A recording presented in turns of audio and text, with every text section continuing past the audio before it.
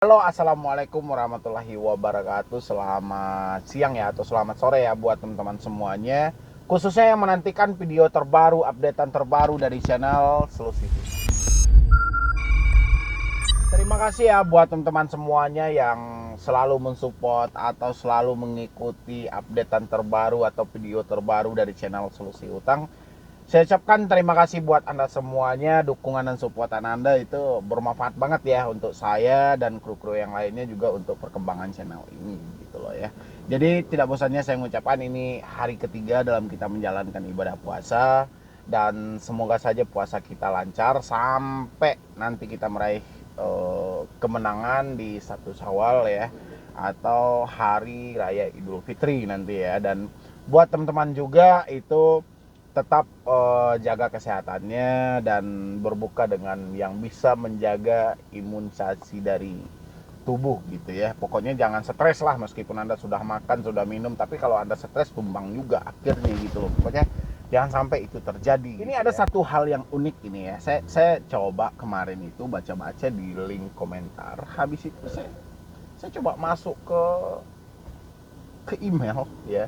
Ini masuk email. Ada satu pernyataan yang cukup menarik, kalau menurut saya cukup menarik untuk saya terangkan atau saya bahas hari ini ya. Karena saya kalau membalas komentar itu satu persatu itu nggak mungkin banget, karena itu terlalu banyak.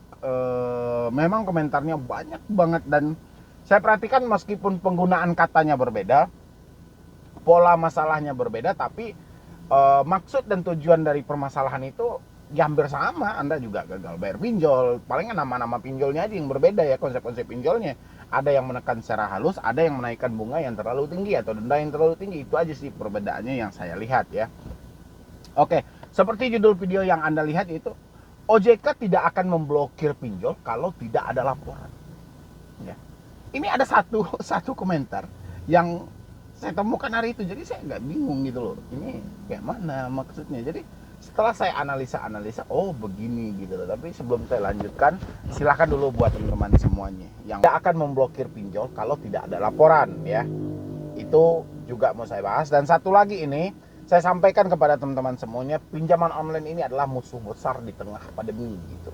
Kenapa saya sampaikan seperti ini? Saya melihat banyak banget orang yang terjebak di pinjaman online. Mungkin di awal mungkin suatu ketertarikan ya dengan melihat iklan, baik iklan itu di YouTube, iklan itu di TikTok. Pokoknya iklannya masuknya cuma di media sosial. Iklannya nggak akan ada Anda temukan di TV ataupun hal lainnya. Pasti iklannya cuma ada di media sosial. Jadi karena ketidakbijakan Anda dalam menggunakan smartphone, atau Anda ada dalam saat membutuhkan dana yang instan, dana yang cepat, sehingga Anda tidak memikirkan dampak-dampak ataupun suatu akibat setelah Anda terjebak di sini. Dan inilah jadinya yang saya bilangin bahwa pinjol itu adalah musuh bersama di tengah pandemi. Musuh bersama itu bukan sesama sampai ke lembaga, instansi, ataupun mereka yang berkenang mengatur segi perbankan, tidak. Musuh bersamanya itu kita, masyarakat yang di bawah ini ya. Kalau kita tidak bijak dalam menggunakan smartphone kita, kemungkinan besar ya, Anda akan terjebak dalam sebuah permainan online seperti ini. Pinjaman online, money game, hal lainnya, kalau Anda tidak bijak gitu loh. Tapi kalau Anda bijak dan Anda bisa menguasai itu dan Anda bisa memahami itu, ini bisa menjadi keuntungan sendiri bagi Anda gitu loh ya.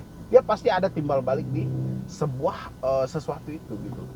Nah, tapi kebanyakan di sini dari pinjaman online sendiri itu saya perhatikan banyak banget dari teman-teman itu yang meminjam tanpa dibatasi dengan kekuatan mereka sendiri ya. Misalnya ekonomi mereka tidak memadai sehingga mereka memaksakan, bahkan saya menemukan ada orang yang bisa meminjam dalam satu hari itu 10 aplikasi gitu ya. Ini bukan aplikasi beranak ya. Kalau aplikasi beranak itu udah jelas Anda tidak tahu, tapi ini di aplikasi yang berbeda gitu loh. Dia bisa ngajuin 10 aplikasi cair dalam satu hari.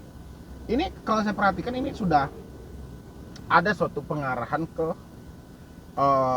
ajang dendam, ajang apa saya juga nggak tahu. Tapi yang jelas saya kurang mendukung ya dengan cara yang seperti ini, yaitu Anda meminjam tanpa memikirkan resiko ataupun hal-hal yang akan merugikan diri Anda sendiri ya. Yang kedua itu bagi teman-teman semuanya yang saat ini belum kenal dengan pinjaman online, saya sarankan jangan mengenal Ataupun Anda jangan bercita-cita atau berkeinginan untuk minjam di pinjam online, karena kita nyaris menjumpai itu baik dari SMS yang masuk ke HP kita, meskipun kita tidak minjam pinjol tapi SMS-nya akan masuk. Silahkan ajukan pinjaman online mulai dari dana 5 juta sampai 500 juta.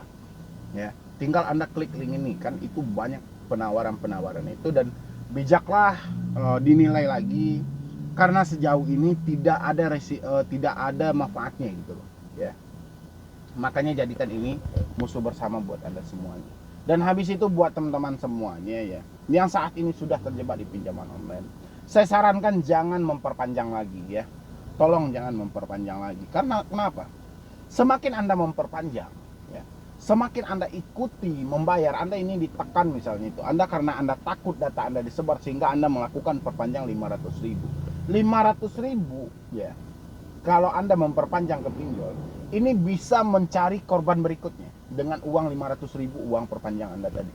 Makanya kalau Anda saat ini memang tidak ada uang, stop, hentikan pembayarannya saat ini juga dulu sementara. Lanjutkan pembayaran melalui offline. Ya. Kenapa? Karena semakin kita ikuti untuk melakukan pembayaran online, ini tidak akan bisa selesai. Ya. Jadi makanya saya sampaikan kepada teman-teman semuanya, saya ulangin lagi, bahwa pinjol bukanlah solusi di tengah pandemi, tapi ini adalah musuh bersama. Kalau bukan kita yang mengakhiri ini, kita tidak tahu lagi melapor kemana. Ya, oke, jadi balik kita ke tema awalnya. OJK tidak akan memblokir pinjol kalau tidak ada laporan. Ya, ini saya menjumpai hal yang seperti ini. Tapi yang menjadi suatu keunikan bagi saya, laporan apa yang tidak diterima oleh OJK gitu loh. Ya, kalau semua laporan itu tidak ditanggapi, ya, laporan itu ada, OJK menerima laporan itu, tapi laporan itu tidak ditanggapi, ya, seperti poin yang disampaikan OJK bahwa OJK tidak akan menangani pengaduan dari fintech lending ilegal, ya, atau fintech ilegal. Tapi yang kita bingungkan bukan fintech ilegal yang kita aduin, tapi fintech legal juga tidak akan ditanggapi. Ya. Kalau dirujuk ke tadi suatu pernyataan tadi, OJK tidak akan memblokir pinjol kalau tidak ada laporan. Ya. Bagaimana laporan itu akan diketahui OJK kalau OJK sendiri tidak mau menangani hal itu? Ya. Kalau laporan itu sudah jutaan ada di sistem mereka. Saya yakin itu. Mungkin rata-rata dari teman-teman semuanya sudah pernah melapor ke otoritas jasa keuangan, tapi yang kita herankan, laporan ini tidak pernah ditanggapi.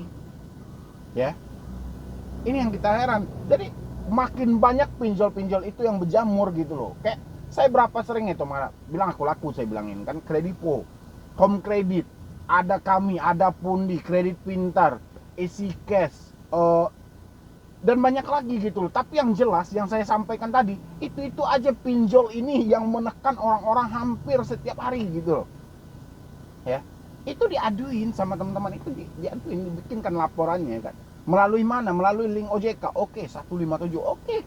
Masuk ke situ tapi tidak ditanggapi. Ya. Jadi bukan fintech lending ilegal aja yang tak tertangani, tapi fintech lending legal juga tidak ditangani. Ya.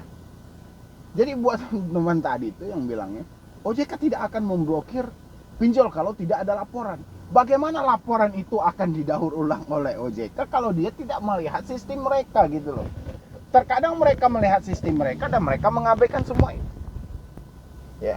Jadi ini serba bingung, poinnya serba bingung. Makanya saya bilangin pada teman-teman semuanya, coba serentak semuanya melapor ke OJK, ke otoritas jasa keuangan, ya. Laporkan, Anda terjebak di aplikasi mana aja, laporkan di situ, ya. Misalnya aplikasi Anda ilegal, Anda nggak usah laporin, itu kan sudah ada pernyataan pinjol legal tidak akan mereka tangani. Itu lebih baiknya ke Satgas Waspada Investasi ataupun ke polisi. Oke, pinjol legal aja, yang terdaftar ataupun yang terverifikasi coba arahkan, ya. Tapi serentak, Anda semuanya serentak ke situ gitu loh. Kayak mana Anda ngechat saya ke tim saya, itu kan Anda rame-rame. Bisa sekali masuk itu 500 orang ya dalam waktu 1 jam gitu loh. Begitu cepatnya gitu loh. Ya, kayak gitu juga Anda coba tes ke OJK itu. Ditanggapi apa tidak? Kalau AFVI saya yakin AFVI di bawah naungan OJK, berarti mereka masih kecil gitu loh. Ya, yang besar itu OJK, Otoritas Jasa Keuangan. Kalau FPI itu masih kecil, dibentuk oleh OJK gitu loh, baru beberapa tahun lah umurnya baru gitu kan. Cobalah Anda masuk ke OJK itu. Kalau misalnya nanti, Bang, memang Bang nggak ada tanggapannya Bang. Udah 1 minggu nih Bang, udah 1 bulan ini Bang misalnya Bang. Oke, kita bisa berinisiatif. Pengaduan yang tidak ditangani oleh OJK berarti itu adalah ilegal. Tinggal kita yang ngambil inisiatif sendiri. Bagaimana kita menyelamatkan diri kita ini dari tekanan dan ancaman dari pinjol ini. Ya, Anda boleh ikutin cara saya, yaitu hentikan pembayaran secara online. Ya, kalau memang itu sudah fakta, memang tidak ditanggapi, baru kita ambil ke poin mereka. Ketika pengaduan tidak tertangani, berarti pengaduan Anda adalah fintech ilegal, gitu loh. Makanya tidak ditanggapi oleh OJK, gitu loh. Jadi pas Anda mengaduin, misalnya Anda mengaduin aku laku ini tidak ditanggapi, berarti aku laku ilegal, ya. Atau ngaduin kredipo ini tidak ditanggapi, berarti kredipo ilegal. Atau kita ngaduin home credit tidak juga ditanggapi, berarti itu ilegal. Tinggal Anda memponisnya di situ gitu loh, ya. Baru Anda bersama-sama semuanya menghentikan pembayaran online, lanjutkan secara offline, ya. Setelah dilanjutkan secara offline, barulah di situ ketika Anda berhadapan dengan seorang debt collector kan ada yang datang tuh kayak debt collector ke Depo, misalnya Anda berada di wilayah Jakarta atau Jawa Barat, Bandung dan sekitarnya gitulah ya. Dia datang, baru kita rujuk ke peraturan OJK tadi tentang ciri-ciri pinjol ilegal, ya. Penagihan tidak beretika. Penagihan fintech lending ilegal itu tidak beretika dan mereka tidak dilengkapi dengan sertifikat penagihan. Tanyakan sertifikat penagihan sesuai dengan rujukan OJK tadi. Ya.